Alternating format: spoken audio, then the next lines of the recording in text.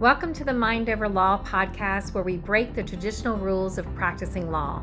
Our focus is helping you first to become a better, happier person, which in turn will make you a better, happier lawyer, both in and out of the courtroom.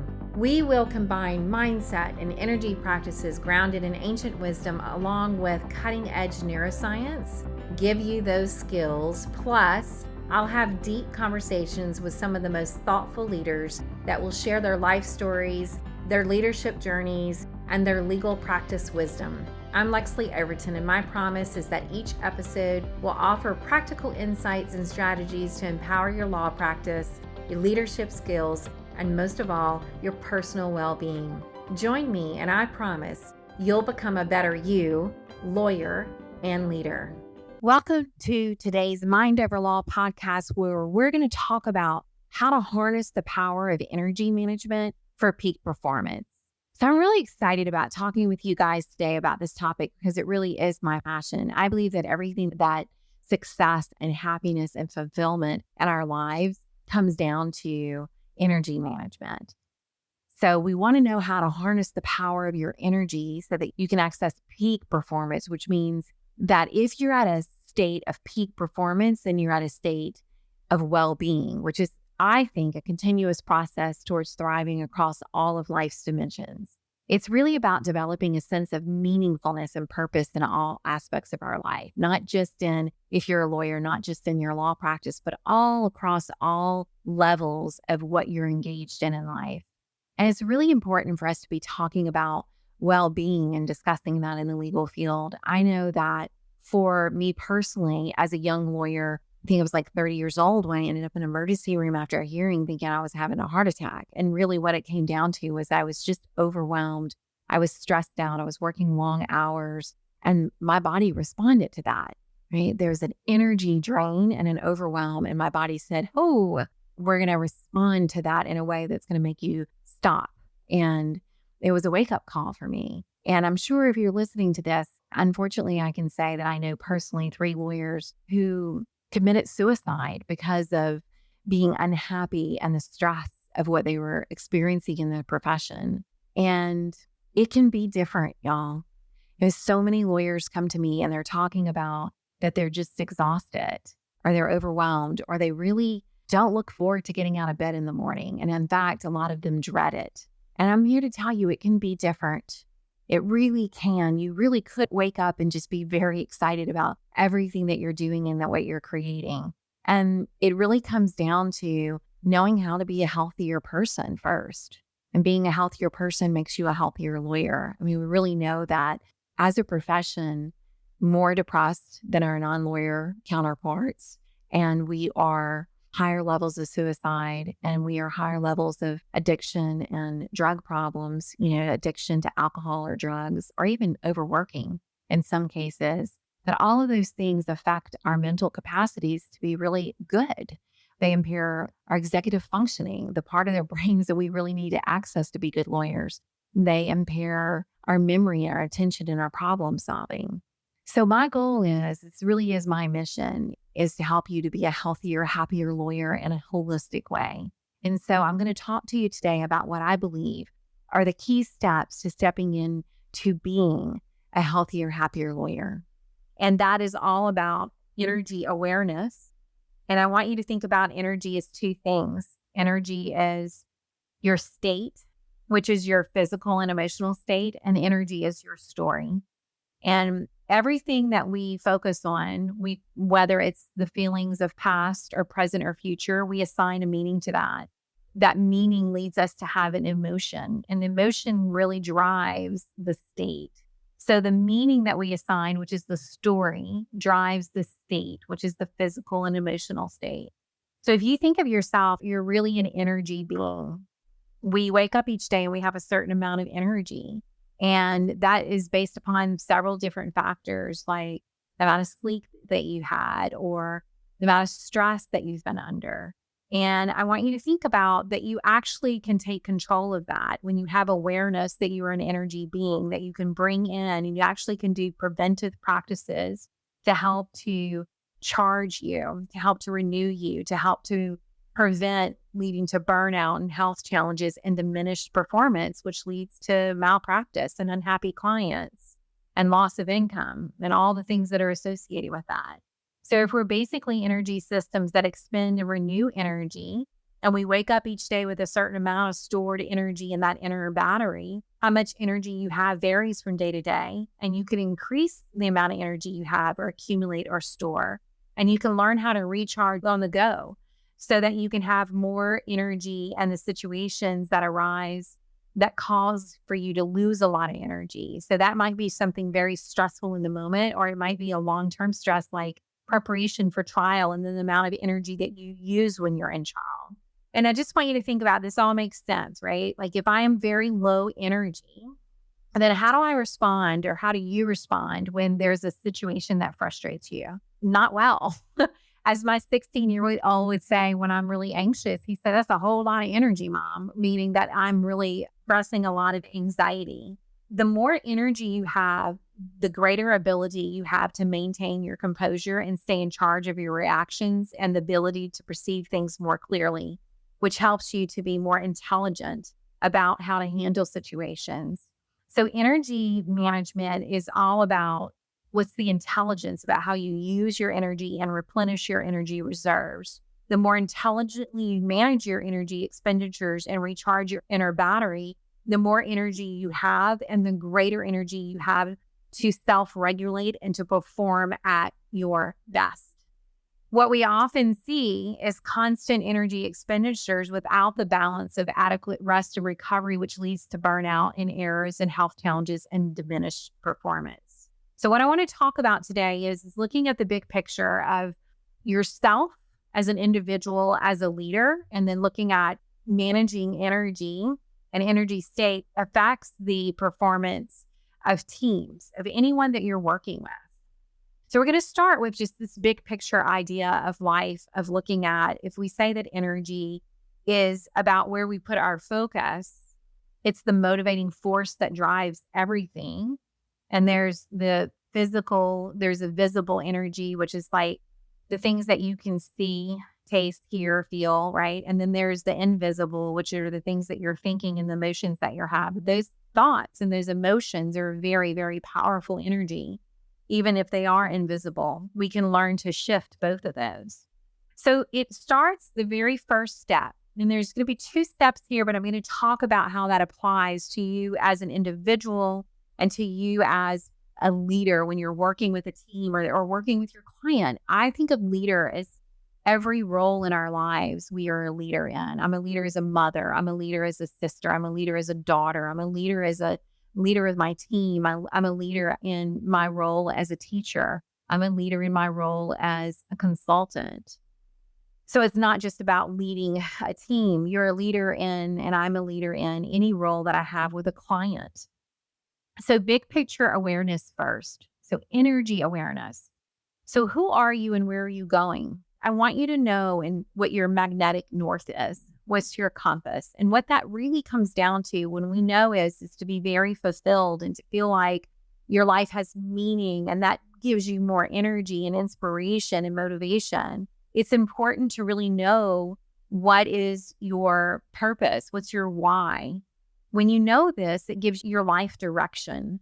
This involves self-discovery and introspection and understanding what truly matters to you. If you've heard my story in the very first podcast that we put out, this is something that I think is a continuing learning journey, this self-discovery of who we are and where we want to go and what's the impact we want to have in the world. But it's very necessary. If you don't have a clear life vision, it's like you're just taking action. You're just passing time. It can be very aimless, susceptible to being led by others. And you can become really feeling unsettled and restless and anxious, right to the point where you get to a crisis point. So you want to think about what really matters to you and what are you optimizing your life for? If I said, I want you to be a better, healthier lawyer, a better, healthier human, what is that for? What's the point? The point is not about making money, y'all, by the way. It's about having a richer life, and money is just a tool to help with that. So we can really think about an exercise and how do you find that magnetic north is really understanding what your values are.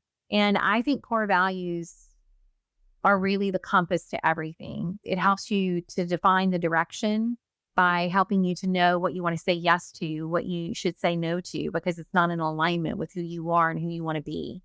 So your values will drive your behavior and they'll reflect the energy of your deepest dreams.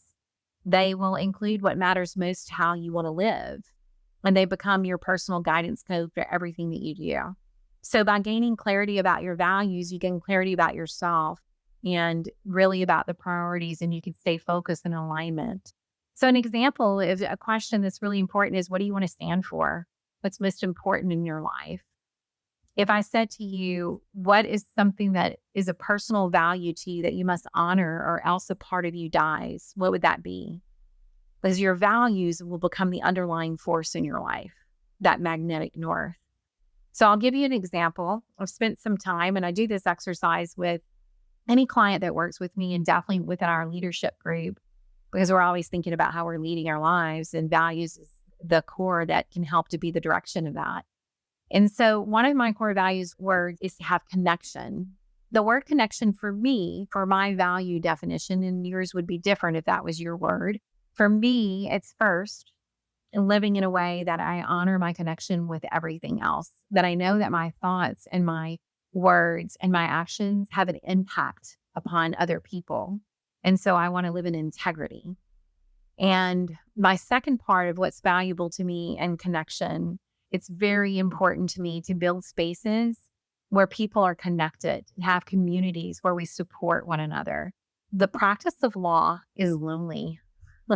I really want, and I am in my work, creating communities where we are supporting one another, whether that's reflecting and holding space for what needs to shift and or cheering each other on. So that's one of my core value words. Another one is learning, and I have a hyphen there. It's learning, teaching. So I always want to be thinking about the next thing that I can learn. How can I expand? How can I grow? That also helps me to put a lens on what's happening in my life. I'm always asking, what am I learning from this? What am I gaining from this? How am I growing in this? How am I healing in this challenge? And then whatever I learn, it's a part of my values to really what's important to me in my life and how I want to make an impact is to teach that. And that's one of the reasons I'm doing this podcast. It gives me an opportunity to teach more about what I know are powerful practices to help us to be healthier and happier. So it's important to really think about your purpose and your why, because you can't reach your full potential without it. And you want to think about this just not as an individual, but as a leader. So to really inspire others is what we want to do when we lead. And you're in your business, it could be your mission statement, your core focus. It's the why you do what you do. People don't follow you because of what you do. They follow you because of why you do it. And so it's really important to know what that core focus is in the work that you do and use that as an internal guiding mechanism to keep you really laser focused on where you want to go, which is also, again, way beyond money. And you want to build your dreams so big that your team's dreams and goals can fit within inside of it. So the second part of energy awareness, and then a practice that I think is very important, and I try to do this at least twice a year, definitely do it with my clients twice a year, is I believe that energy awareness is role awareness. So what I mean by role is that's the ways that we spend our energy and the labels that we put on that. So I have a role as a mother. I have a role as a daughter. I have a role as a sister. I have a role as a leader. I have a role as a teacher. I have a role as a consultant. All of these are ways that I choose to spend my energy. And we evaluate, and I want you to think about the roles that you're in, because there's some unusual ones, right? Or not unusual, but there are other ones that I'm also the chef in my house. For a long time, I was the homework queen, managing homework, and the grocery shopper, which I don't do that anymore because I don't like to do it. So I do it in a way that makes it more efficient for me by ordering groceries. But we want to look at the roles that we're in because we can really get caught in them. We can get trapped by them if we're not careful. They can become our identity. And we really want to decide whether a role is empowering or disempowering. Remember, this is all about energy. Does it fuel your energy or does it drain your energy? So what roles are you playing? Are they still serving you? Are you in them because of expectations of others? What roles are you in that are draining that you want to shift, that you want to stay in and make them more empowering? What roles do you want to get rid of that they are draining? They are not for you. You want to delegate them. You want to eliminate them. Your energy is finite. Now we have practices and we're going to talk about it. One of them is this awareness practice of constantly reflecting where you're putting your energy and deciding if that's where it needs to be is very, very important. So think about those questions. And then I want to move into, if we think about that, we're talking about state, which is how we physically and emotionally feel. And then the story, which is the thoughts that drive the emotions, that drives the state that we live in. We know that emotions are the primary drivers of activity in our major body systems, and they also determine the engagement in our life's events, what motivates us and what we care about. Our emotions have a powerful effect on our systems, meaning there's a really strong physiological response, including activity in the nervous and hormonal systems. We typically experience a wide range of emotions every day that can have a significant effect on our physiology, our health, and our performance, including emotions that we're not really conscious of. So, for example, emotions such as impatience or frustration or anger set into motion a cascade of over 1,400 biochemical and hormonal changes that accelerate the aging process, impair your memory and mental function, diminish your performance, and you deplete your resilience. On the other hand, emotions such as patience and calm and collaboration and gratitude set into motion a different cascade of biochemical and hormonal changes that lead to increased longevity and vitality and improved memory and enhanced performance and creativity and increased resilience. So what I want you to think about is, what is your emotional home? We all have one. There's usually 3 or 4 emotions that are our home base, that are familiar. So if I said to you in the last week, what are some of the emotions that you've had? Which ones seem the ones that you keep repeating because we have a home base? I would imagine that most of you would have some kind of emotion that is similar to anxiety or maybe even frustration, fear in some way that brings in that anxiety. And there may also be a home base of gratitude or joy, right? So for me, I'm very aware. I try to be very aware on a daily basis, thinking about my energy and where I am and how I can increase that, and am I in the best state to handle certain challenges in my life, and trying to be in the best state for that. I want to go into conversations that could be challenging in my best mental, emotional, physical state so that I can handle that better. And I would say in the last 6 months, so we're halfway into this year in 2024 when we're recording this podcast, that I've had a lot of emotions that have to do with anxiety and the feeling of things being out of control. And that's not normally my home base, but the challenges right now in my life, I have a family member who is really struggling with health. And for me, it's very ungrounding and brings in a lot of anxiety. So I've really had to fight to be in a space of seeing that in a different way and keeping my state more positive, keeping my state in a place where I want to be that's not draining or disempowering. And one of the things I did to do that was I decided to take a break from my life for 2 weeks and went to Peru and had some time in the outdoor to ground and remember and reflect. And you might not need to do something so drastic. I'm just giving you where I am and one of the things that I did to recognize what I was struggling with.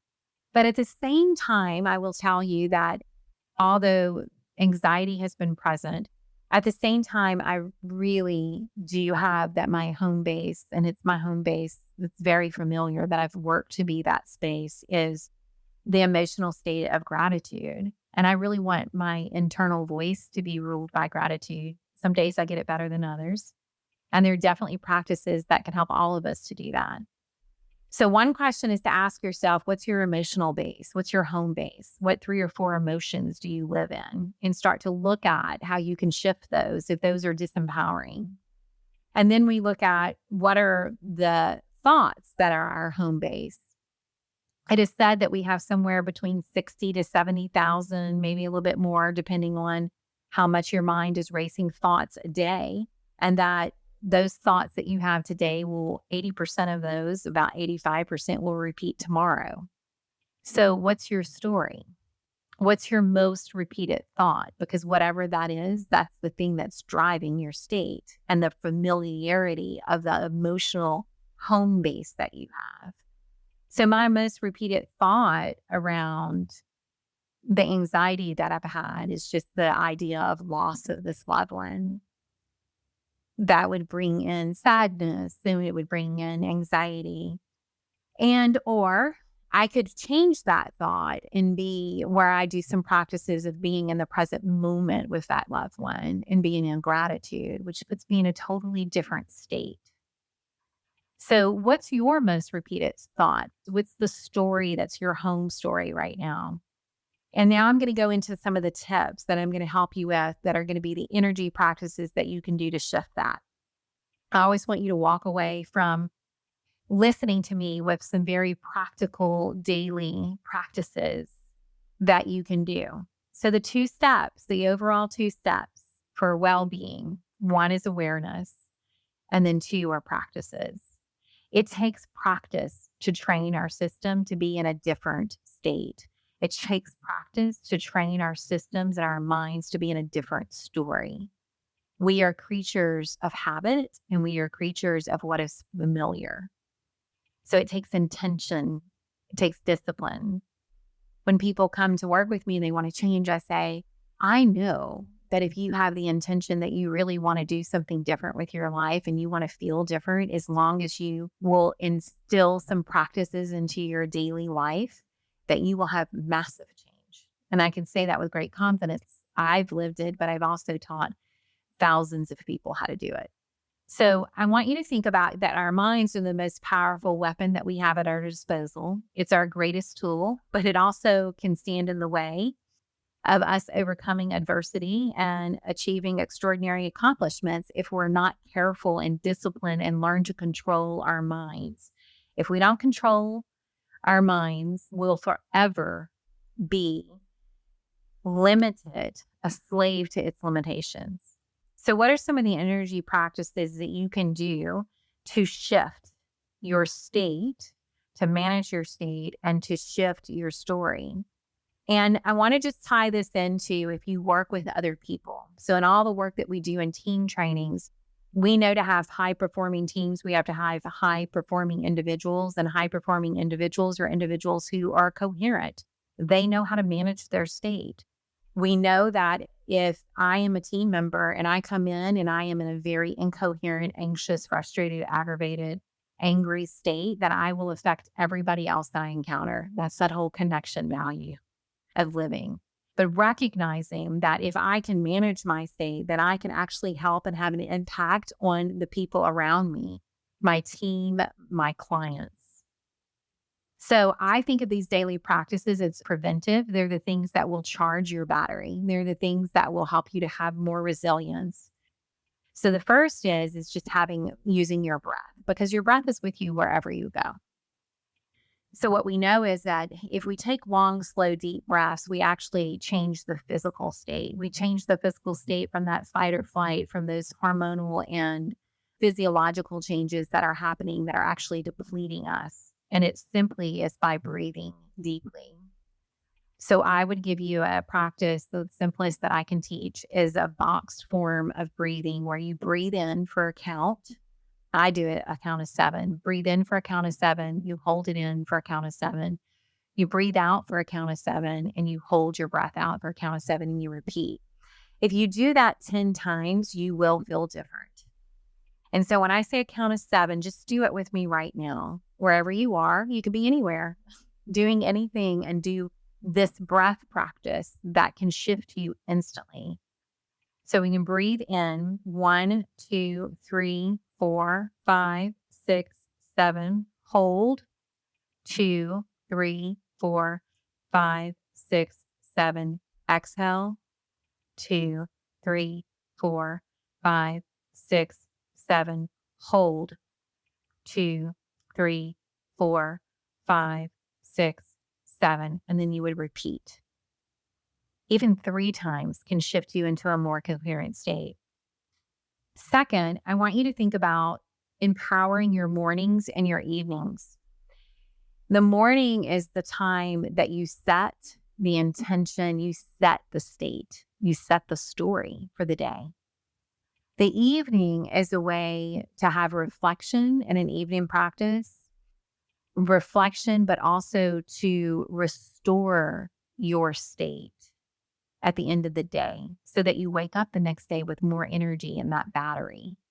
So in a morning practice, one of the things I think is most important is to have some reflection time, to ask yourself, first off, what are you grateful for? If you do nothing else but had a morning practice that just said, what am I grateful for in the last 24 hours? Because that makes you be more minute in your thinking. So to be grateful for the little things that have happened in the last 24 hours is very powerful. We know that research shows us that gratitude has a range of benefits that improve your mental health, build stronger relationships, so that we have greater life satisfaction. There's one study that just the simple practice of writing a letter of gratitude to someone lifted increased happiness and life satisfaction for participants for weeks after they did it. So if you just would take a time to do a gratitude practice in the morning, it will increase your motivation and your productivity in the day. It has a profound effect on how we approach our work.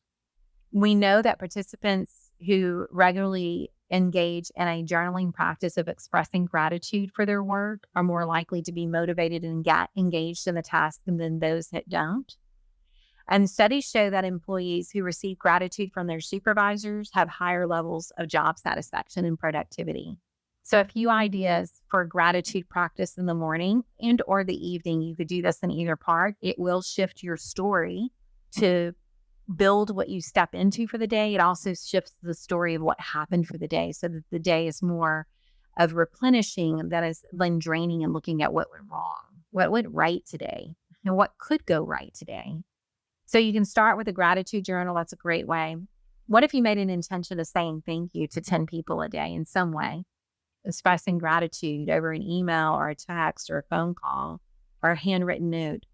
One of the most powerful practice I can think of is when you get really stressed out is just stopping what you're doing. The very first thing I would do is do a breathing practice because we need to shift the physiological state.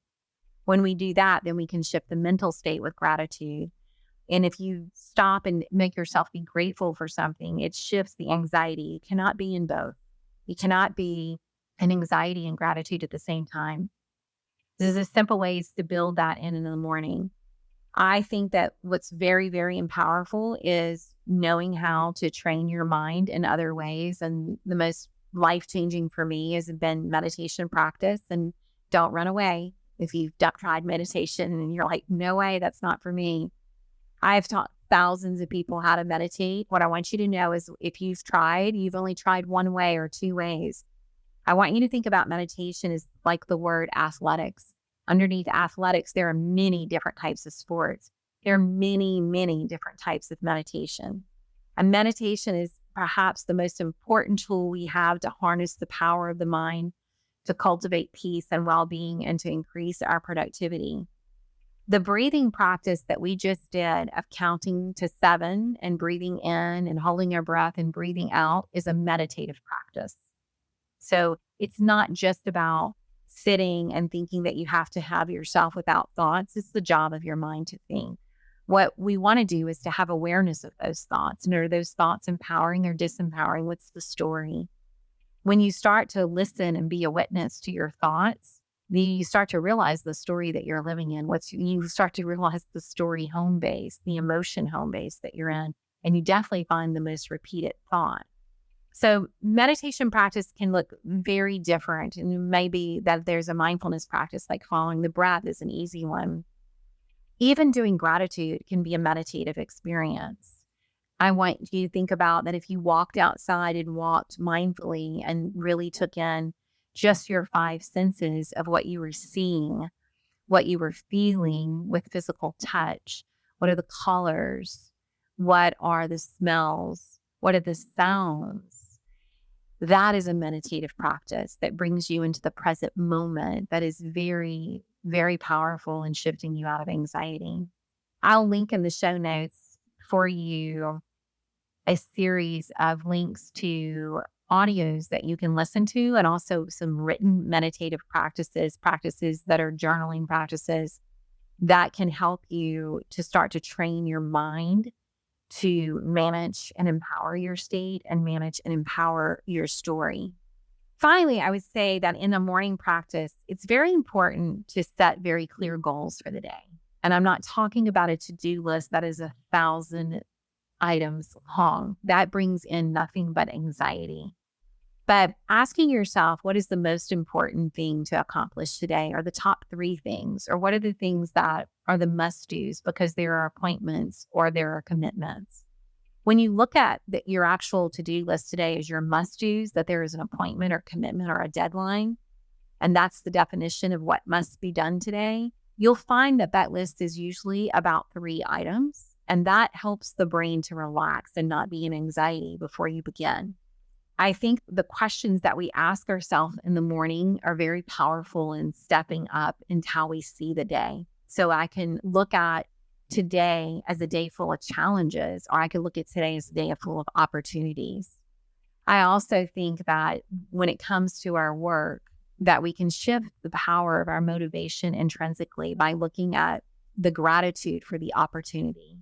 Today, I get to work with people. I get to connect with people. I get to make an impact. I get to help. I get to serve, as opposed to I have to do this. Story is so powerful. The way that you shape the questions that you ask yourself can be empowering or disempowering. Why do I have to do this today? And instead of what do I get to do today? What am I going to learn today? Instead of what am I going to be burdened with today? What opportunities are here instead of what obstacles are here? So practicing building in awareness of the questions that you can ask yourself in the morning. One of the ones that I love in a morning practice is, how am I winning? And I love, what am I going to learn today? And I like the question also of, how will I connect today? What connections will I build? And that could be connection with myself and connection with others. All right. So I hope this is helpful for you in getting you to think about what is some of the big pictures of looking at the driving forces underneath that can help you to really be fine-tuned and having clear direction and really defining the story that you want to live, living it in a healthier, happier way. Thanks for listening. Thanks for listening to today's episode of Mind Over Law.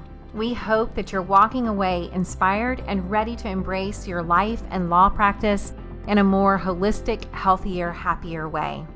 Don't forget to hit subscribe and let us know what you think. Leaving a review helps us to spread the word to others. Be sure to follow us on socials for all the behind-the-scenes fun and sneak peeks of upcoming episodes.